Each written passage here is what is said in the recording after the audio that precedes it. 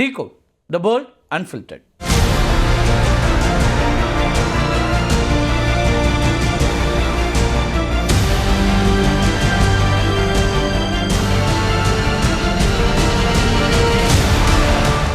இயற்கை சீரினால் மனிதனின் தொழில்நுட்பமும் அதிகாரமும் எவ்வளவு அற்பமானது என்பதற்கு நேபாளத்தில் நேற்று ஏற்பட்ட பேரழிவே சாட்சி. உலகையே உலுக்கிய நேபாளத்தின் பேரழிவுக்கு என்ன காரணம் என ஆராய தொடங்கியிருக்கிறாங்க புவியியல் நிபுணர்கள். செயற்கைக்கோள் படங்கள் அதேபோல் யுனைடெட் ஸ்டேட்ஸ் ஜியாலஜிக்கல் சர்வேயோட முதற்கட்ட ஆய்வின்படி கடல் மட்டத்திலிருந்து சுமார் 17,000 அடி உயரத்தில் இருக்கக்கூடிய பனிப்பாறையிலிருந்து 2,000 அடி அகலம் இருக்கக்கூடிய ஒரு பெரிய பகுதி தனியாக உடைஞ்சு விழுந்தது உறுதி செய்யப்பட்டிருக்கு. இந்த 2,000 அடி அகல பனிப்பாறை லாங்டாங் லிரங் அப்படிங்கிற மலையினுடைய வடமேற்கு பகுதியிலிருந்து விடுபட்டு விழுந்திருக்கு. பனி பாறை சரிவே, அதாவது இந்த ஐஸ் ராக் அவலாஞ்ச் தான் கீழே பாயக்கூடிய லெண்டே கோலா அப்படிங்கிற நதியை அடைச்சி அதுக்கு பிறகு பெருவெள்ளமாக வெடித்து சிதறியுது. இதை தொடர்ந்து லெண்டே கோலாவினுடைய இணைப்பு நதிகளாக இருக்கக்கூடிய போட்டே கோஷி அப்படிங்கிற ஒரு நதி, அதே போல் திரிசூலின்னு நதி, இந்த அமைப்புகளுக்குள்ள பெருக்கெடுத்து பாய்ஞ்சிருக்கு. இந்த பேரிடரை கிளேசியல் லேக் அவுட்பஸ்ட் ஃப்ளட் அப்படின்னு புவியியல் ஆய்வாளர்களாக அழைக்கிறாங்க, சுருக்கமாக கிளாஃப்.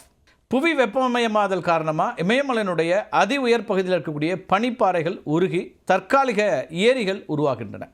இந்த ஏரிகளுடைய பக்கவாட்டு அணைச்சுவர்களும் பனிக்கட்டியால் தான் ஆனது.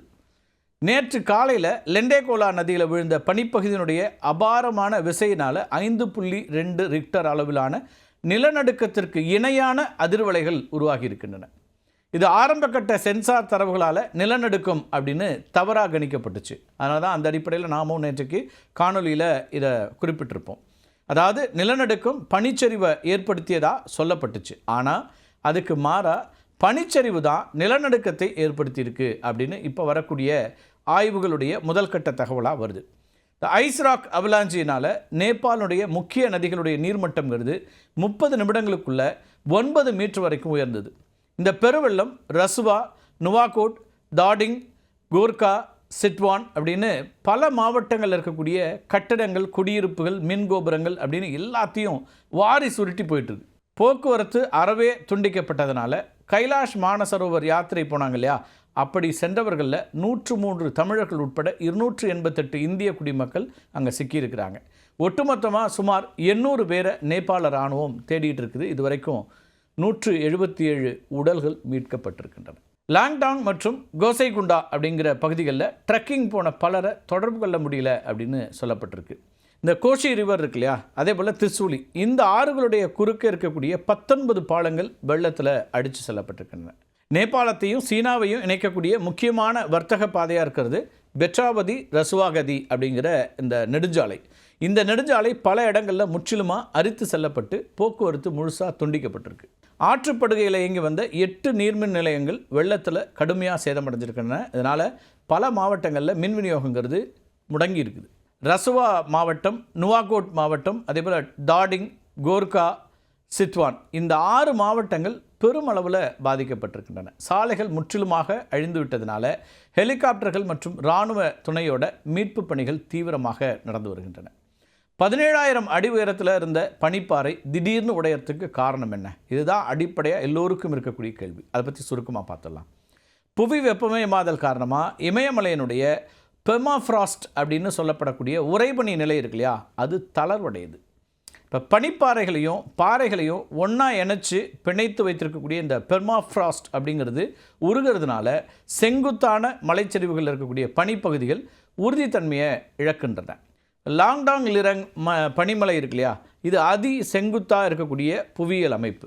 இதனால் என்ன ஆகுதுன்னா, அதிக எடையை தாங்க முடியாமல் 2,000 அடி அகல பனிப்பகுதி தனியாக முறிஞ்சு விழுந்திருக்கு. இப்போ 17,000 அடி உயரத்தில் முறிந்த இந்த 2,000 அடி அகலம் கொண்ட பனிப்பாறை இருக்கு இல்லையா, அது உடையும் போது, உருகும் போது அதனுடைய கன அளவில் சுமார் 90% என்ன ஆகும்னா நீராக மாறும்.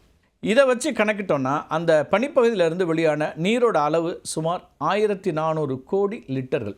சரி, இதை டிஎம்சியில் கணக்கெடு போட்டு சொல்லணும் அப்படின்னா சுமார் அரை டிஎம்சி நீர்.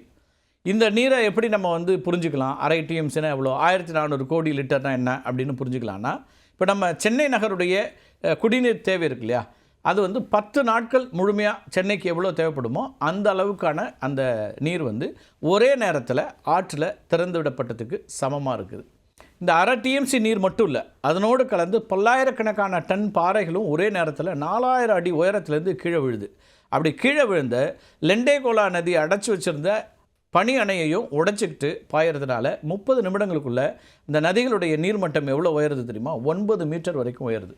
நேபாளத்தினுடைய இயற்கையான நிலவியல் அமைப்பே மிக ஆபத்தான பேரிடர்கள் ஏற்படுறதுக்கு காரணமாக அமையக்கூடிய ஒன்று. இப்போ நேபாளத்தோட நிலப்பரப்பு தெற்கில் கடல் மட்டத்திலேருந்து வெறும் 60 மீட்டர் உயரத்தில் இருக்கக்கூடிய டெராய் அப்படிங்கிற ஒரு சமவெளியில் தொடங்குது. வடக்கே செல்ல செல்ல 200 கிலோமீட்டர் தொலைவுக்குள்ள 8848 மீட்டராக உயர்ந்துடுது. உலகின் வேறு எந்த பகுதியிலும் இல்லாத இந்த எக்ஸ்ட்ரீம் வெர்டிக்கல் டோப்போகிராஃபி இருக்கு இல்லையா, அது நேபாளத்தை மிக மிக ஆபத்தான பகுதியாக மாற்றுகிறது. இப்போ இமயமலையினுடைய நேபாள பகுதி இருக்கு இல்லையா, அது ஒரு நிலையான ஒரு மலை இல்லை, அது இன்னும் வளர்ந்து கொண்டிருக்கக்கூடிய ஒரு வாழும் நிலப்பரப்பு அப்படின்னு புவியியல் ஆய்வாளர்கள் சொல்கிறாங்க. ரொம்ப ஆச்சரியப்படக்கூடிய வகையில் எவரெஸ்ட் உள்ளிட்ட இமயமலை சிகரங்கள் ஆண்டுக்கு 4 மில்லிமீட்டர்லேருந்து 1 சென்டிமீட்டர் வரைக்கும் உயர்ந்து கொண்டே செல்கிறது. இது மட்டும் இல்லாமல் இமயமலையினுடைய பெரும்பகுதி இளம் பாறைகள் மற்றும் நொறுங்கும் தன்மையுடைய களிமண் சார்ந்த அடுக்கால ஆனது. இப்போ புவி வெப்பமயமாதல் நடக்கிறதுனால அதி உயர் மலைப்பகுதியில் இருக்கக்கூடிய உறைபனிகள் உருகி பாறைகளுடைய இந்த பிணைப்பு தளருது. இதனால் பனிப்பாறைகள் முறிந்து விழருது அப்படிங்கிறது அது மட்டும் இல்லை, அதோட பனி ஏரிகள் உடைந்து பெருவெள்ளம் ஏற்படுறது போன்ற திடீர் இன்லேண்ட் சுனாமி ஆபத்துகள் அதிகமாகுது. இப்போ நேபாளத்தில் ஒரு ஆபத்து தனியாக நடக்கிறதில்ல. உதாரணத்துக்கு சொல்லணும்னா நிலநடுக்கம் நிலச்சரிவை தூண்டும், நிலச்சரிவு நதியை அடைச்சி தற்காலிக அணையை உருவாக்கும், அந்த அணை உடைஞ்சு திடீர் வெள்ளப்பெருக்கு ஏற்படும். இப்படி நேபாள மக்களுக்கு சங்கிலி தொடர் போல பேரழிவு ஏற்படுது. இதனால தான் புவியியலாளர்கள் நேபாளத்தை என்னென்னு சொல்கிறாங்கன்னா இயற்கை பேரிடர்களுடைய ஆய்வகம் அப்படின்னு குறிப்பிடுறாங்க. இப்படி ஒரு ஆபத்து ஒரு பக்கமும் பல அதிசயங்களை கொண்டதாக இன்னொரு பக்கமும் நேபாளம் இருக்குது. நேபாளத்தினுடைய தெற்கு எல்லையிலேருந்து வடக்கு எல்லைக்கு, அதாவது வெறும் 200 கிலோமீட்டர் பயணம் பண்ணோன்னா பூமத்திய ரேகையிலிருந்து வடதுருவம் வரைக்கும் சுமார் 1700 கிலோமீட்டர் பயணம் செய்ததற்கு சமமான காலநிலை மாற்றத்தை நம்ம அனுபவிக்க முடியும். வெறும் 200 கிலோமீட்டர் இடைவெளியில் அடர்ந்த வெப்பமண்டல காடுகள், மித வெப்பமண்டல காடுகள், ஆல்பைன் புல்வெளிகள், அது மட்டும் இல்லாமல் பனிபடர்ந்த துருவ காலநிலை அப்படின்னு அனைத்துமே அடுத்தடுத்து அமையக்கூடியதாக இருக்குது. கடல் மட்டத்திலேருந்து 8848 மீட்டர் உயரத்தில் இருக்கக்கூடிய எவரெஸ்ட் சிகரத்தினுடைய உச்சி பாறைகளில் பண்டைய கடல்வாழ் உயிரினங்களின் புதை படிவங்கள், அது மட்டும் இல்லாமல் சுண்ணாம்பு பாறைகள்லாம் இருக்குது. இதெல்லாம் ஆய்வுகளில் தெரிய வந்தவை. அதாவது இன்றைக்கி உலகின் மிக உயர்ந்த இடமாக இருக்கக்கூடிய எவரெஸ்ட் பல கோடி ஆண்டுகளுக்கு முன்னாடி டெத்திஸ் ஓஷன் அடியில் அமைந்திருந்த கடலடி தளம். இதுதான் அறிவியல் சொல்லக்கூடிய உண்மை, புவியியல் ஆய்வாளர்கள் கண்டுபிடித்த உண்மை. நேபாளத்தில் பாயக்கூடிய அருண், காளி கண்டகி இது போல நதிகள்லாம் இருக்கு இல்லையா, இதெல்லாம் இமயமலை உருவாவதற்கு முன்னாடியே ஓடத் தொடங்கிட்டு தான்.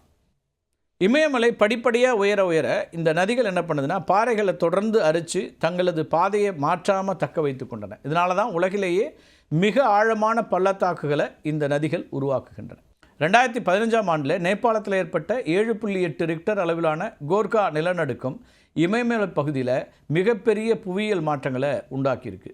தற்போதைய பேரழிவுக்கு காரணமான லாங்டங் லிரங் மலையினுடைய தெற்கு பகுதியை கோர்கா நிலநடுக்கம் மிக கொடூரமாக பாதித்து இமயமலை வரலாற்றிலேயே மிக மோசமான இயற்கை அசம்பாவிதத்தை உருவாக்குச்சு.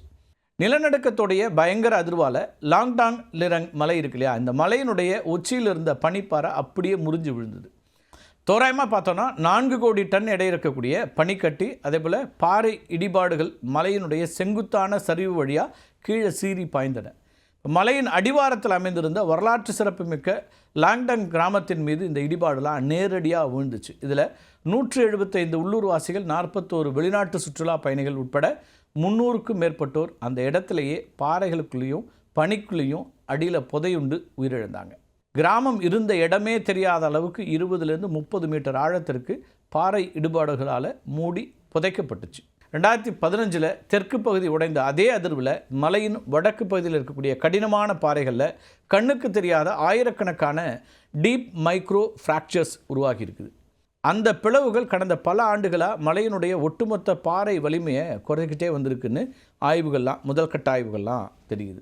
இமயமலையினுடைய அதி உயர் பாறைகளையும் பனிக்கட்டிகளையும் ஒன்றாக பிணைத்து வைத்திருக்கிறதுங்கிறது இந்த உறைபனி தான். 2015 நிலநடுக்கத்தின் அதிர்வுகளால் இந்த உறைபனி கவசத்தில் விரிசல்கள் ஏற்பட்டு பாறைகளுடைய பிடிப்பு தளர தொடங்கியிருக்கு. இதனால தான் பல ஆயிரம் டன் பனிக்கட்டிகள் மற்றும் பாறை இடிபாடுகள் தொங்கி கொண்டிருந்தன. இந்த தளர்வடைந்த கட்டமைப்பு தான் பலத்த பருவமழை மற்றும் வெப்பநிலை உயர்வால் அதிர்ச்சியை தாங்க முடியாமல் 2000 அடி அகல பனிப்பகுதியாக முறிந்து விழுந்து முன் எப்போதும் இல்லாத அளவிலான பேரழிவை ஏற்படுத்தியிருக்கிறது. இயற்கை நமக்கு கொடுத்த கொடை இமயமலை. ஆனால் மனிதன் உருவாக்கிய பருவநிலை மாற்றமும் இமயமலையின் பலவீனமான புவியியல் அமைப்பும் இணைந்து இன்றைக்கு அதனை ஆபத்தான ஒரு நிலப்பரப்பாக மாற்றியிருக்கிறது.